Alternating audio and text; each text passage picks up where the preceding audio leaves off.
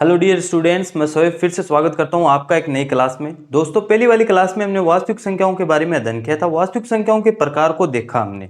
ठीक है, वास्तविक संख्याओं के प्रकार में हमने परिमेय और अपरिमेय संख्याओं को देखा, और जिसमें हमने परिमेय संख्याओं के भी 3 प्रकार के बारे में चर्चा की थी। जिसमें पहली संख्या थी हमारी प्राकृत संख्या, दूसरी थी पूर्णांक संख्या और तीसरी थी पूर्ण संख्या। और पूर्णांक संख्याओं के प्रकार के बारे में भी हमने चर्चा की थी, जिसमें पहली धनात्मक संख्या थी, ऋणात्मक संख्या थी और उदासीन संख्या थी। उसी चर्चा में हम आगे कुछ संख्याओं को लेके आए हैं, जैसे सम संख्या, विषम संख्या और अभाज्य संख्या और सहभाज्य संख्या और भाज्य संख्या और पूर्ण वर्ग संख्या। अगर आपने पहली वीडियो नहीं देखी है तो दोस्तों उस वीडियो को जरूर देखना। अगर आप कक्षा 10th में हो गए हो तो इन संख्याओं का अध्ययन करना आपके लिए बहुत ज्यादा जरूरी है। ठीक है दोस्तों, बिना टाइम वेस्ट किए अपनी क्लास को क्या करते हैं, स्टार्ट करते हैं।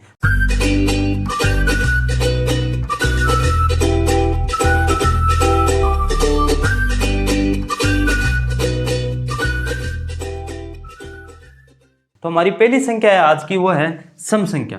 पहली कौन सी संख्या है? सम संख्या।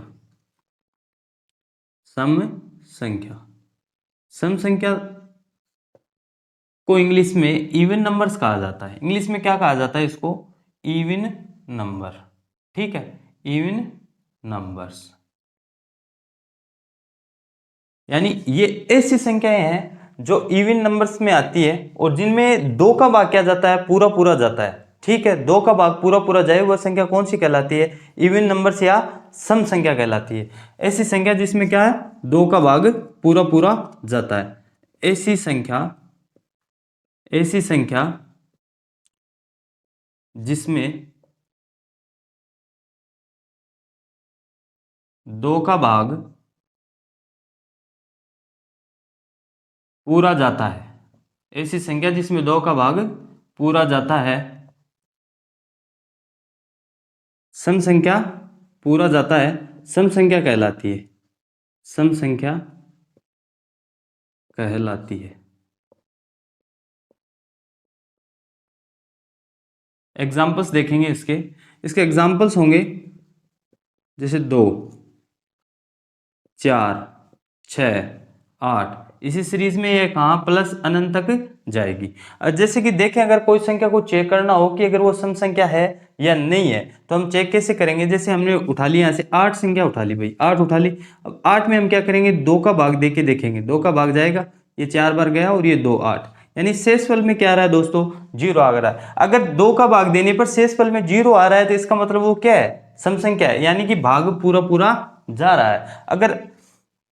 अगर आपको इससे भी समझ में नहीं आए तो आप क्या कर सकते हो, उसकी 2 की टेबल की काउंटिंग कर सकते हो। जैसे 2 की टेबल बोल सकते हो। 2 की टेबल में अगर वह संख्या आती है यानी कि वह संख्या क्या है? सम संख्या है।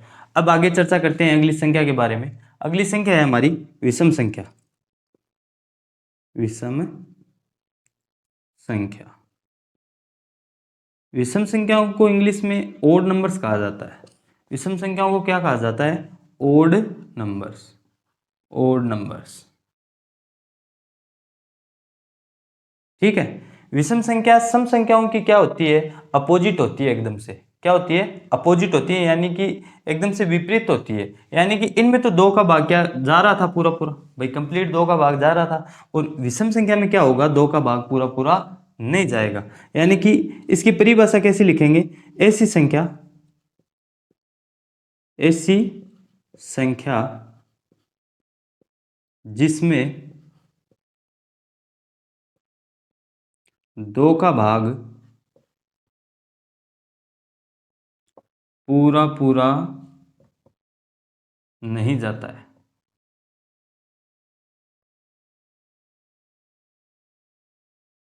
विषम संख्या कहलाती है। कौन सी संख्या कहलाती है? विषम संख्या।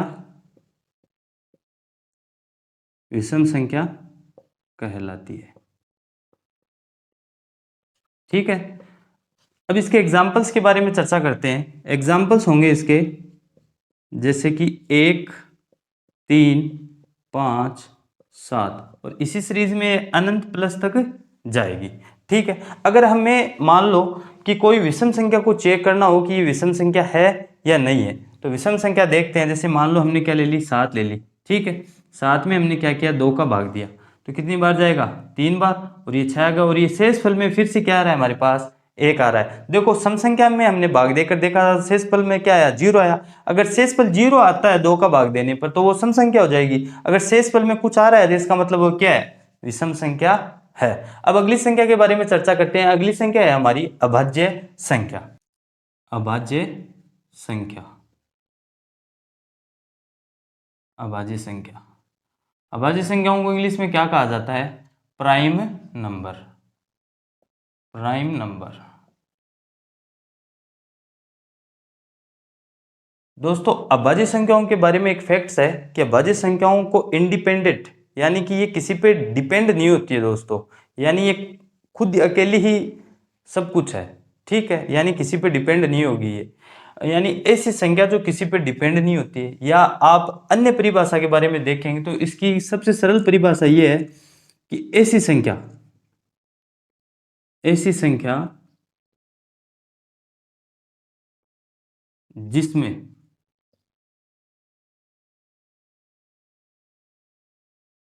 खुद के अलावा, खुद के अलावा, अलावा किसी और का भाग ना जाए, किसी और का भाग ना जाए, ना जाए, ठीक है। इसके एग्जाम्पल्स के बारे में चर्चा करते हैं। इसके एग्जाम्पल्स हैं जैसे 2, ठीक है, 3, 5, 7 और 11, 2, 3, 5, 7 और 11 और एक 13 और ले लेते हैं। ये भी इसी तरह अनंत प्लस तक जाएगी।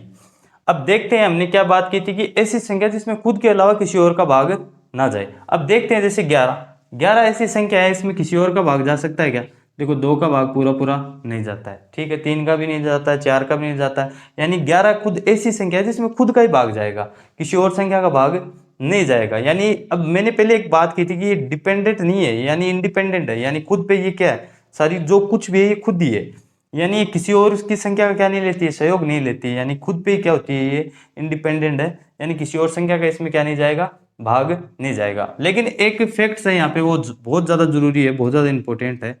एक फैक्ट्स देखते हैं दोस्तों प्राइम नंबर्स के बारे में। प्राइम नंबर्स में सबसे बड़ा फैक्ट्स ये है कि सबसे छोटी, ठीक है, 2 क्या होती है, 2, 2 सबसे छोटी, सबसे छोटी अभाज्य संख्या है, ठीक है, अभाज्य संख्या है। अब फैक्ट्स क्या हुआ, फैक्ट्स ये हुआ कि 2 सम संख्या होने के साथ सबसे छोटी क्या है, अभाज्य संख्या, क्योंकि 2 सम संख्या भी था ना दोस्तों, पहले हमने देखा था इवन नंबर्स में कि 2, 4, 6, जैसे 2 क्या है, सम संख्या है, तो सबसे छोटी अभाज्य संख्या क्या होती है, 2 होती है। और वह सब, और एक खास बात क्या है, ये सम संख्या होने के साथ क्या है, अभाज्य संख्या भी है, ठीक है। अब अगली संख्या के बारे में चर्चा करते हैं। अगली संख्या है हमारी सहभाज्य संख्या। अगली संख्या कौन सी है हमारी, सहभाज्य संख्या।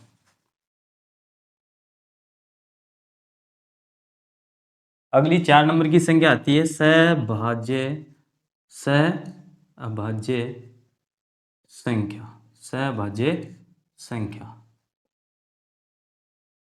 इंग्लिश में इनको को प्राइम नंबर्स कहा जाता है। क्या कहा जाता है, को प्राइम नंबर, को प्राइम नंबर,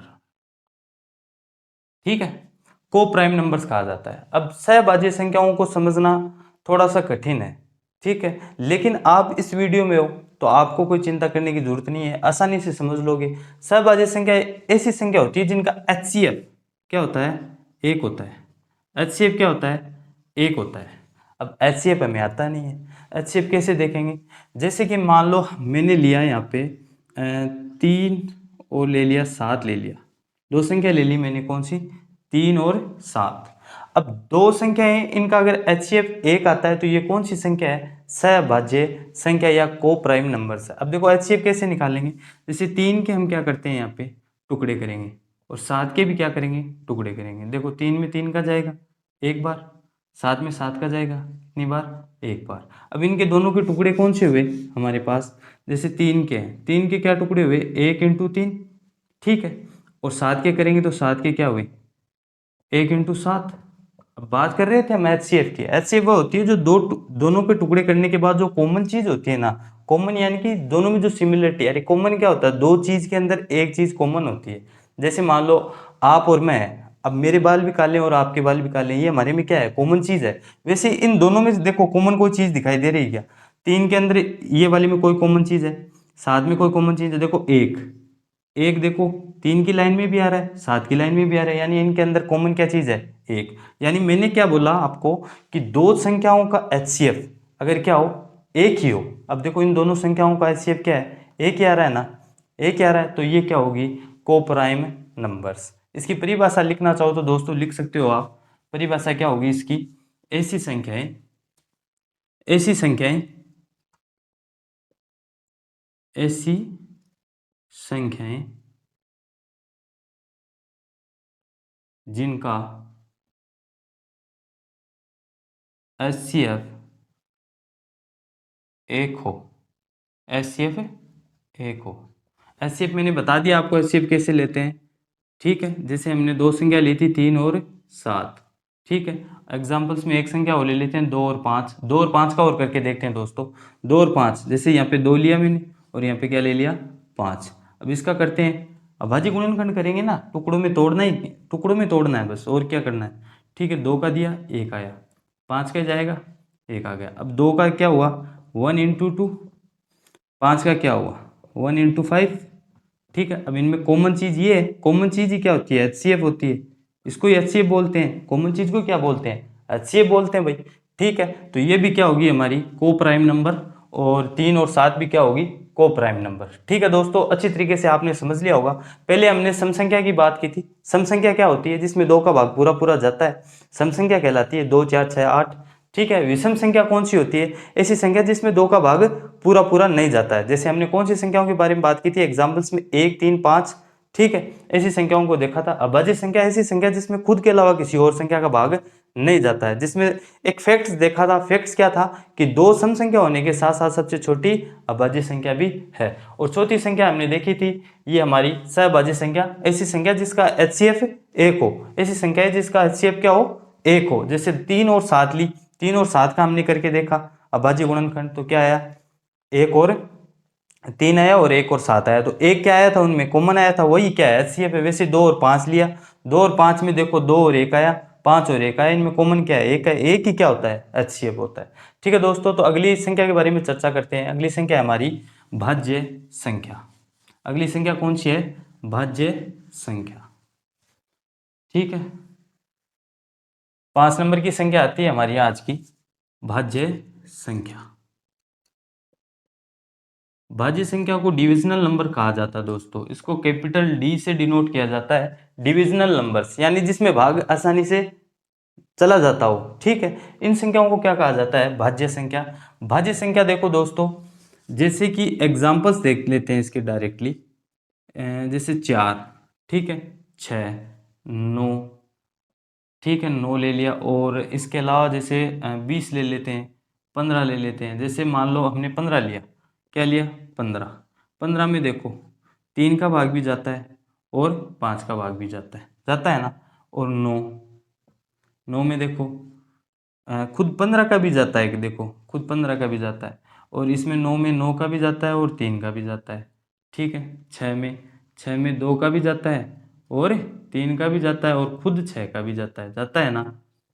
तो अब इससे क्या पता चला हमें कि भाज्य संख्या ऐसी संख्या जिसमें खुद के अलावा दूसरी संख्याओं का भी भाग चला जाता है। यानी ये किसकी विपरीत है, अभाज्य संख्याओं की विपरीत है ना।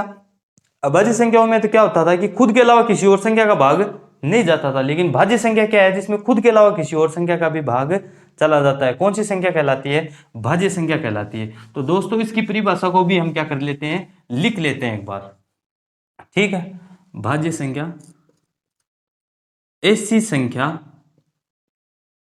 ऐसी संख्या, ऐसी संख्या जिसमें खुद के अलावा, खुद के अलावा दूसरी संख्याओं का, दूसरी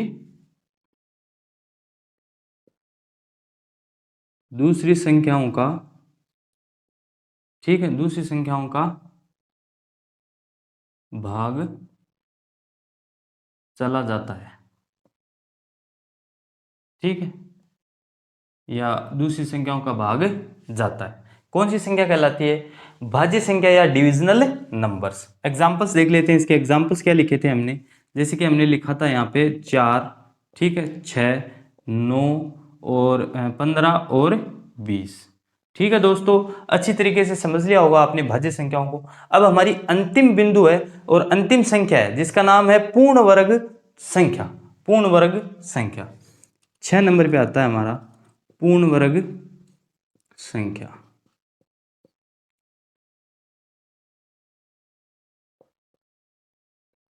ठीक है, टोटल स्क्वायर रूट, यानी स्क्वायर रूट जिसका निकलता है, पूर्ण जो पूरा कंप्लीट स्क्वायर नंबर निकलता है ना, उसको ही बोलते हैं पूर्ण वर्ग संख्या। जैसे कि हम देखते हैं सबसे पहले 25 देखते हैं, ठीक है, एग्जाम्पल्स में 25 के अलावा 16 को देखते हैं, 9 को देखते हैं, 4 को देखते हैं, ठीक है। अब देखो 25 का क्या निकलता है हमारे पास? 5। 16 का क्या निकलता है? 4। 9 का क्या निकलता है? 3। और 4 का क्या निकलता है? 2। यानी इन संख्याओं का, जैसे 25, 16, 9, 4 ये संख्या ली थी हमने, इनका पूर्ण वर्ग निकलता है। यही क्या होती है दोस्तों? पूर्ण वर्ग संख्या होती है, या हम बोल सकते हैं कंप्लीट स्क्वायर नंबर बोल सकते हैं इनको। इनका पूर्ण वर्ग मूल निकलता है, यानी कंप्लीट रूट आता है इनका एक निकल के। ये रूट निकल रहा है, यानी 25 का 5 होता है, 16 का 4 होता है, 9 का 3 होता है और 4 का 2। ऐसी संख्या क्या कहलाती है? पूर्ण वर्ग संख्या। तो दोस्तों सबसे पहले हमने देखा था सम संख्या को, फिर विषम संख्या को, फिर अभाज्य संख्याओं को, सहभाज्य संख्याओं को, भाज्य संख्याओं को और पूर्ण वर्ग संख्याओं को। दोस्तों संख्या की जो सीरीज थी, यानी जो नंबर सिस्टम था, आज हमारा कंप्लीट हो गया है। कल से हम पहली प्रश्नावली को क्या करेंगे? स्टार्ट करेंगे। तो दोस्तों अगर आपको वीडियो अच्छी लगी, अगर आपको पढ़ाया हुआ समझ में आया, तो दोस्तों प्लीज सब्सक्राइब करें और लाइक करें। धन्यवाद दोस्तों।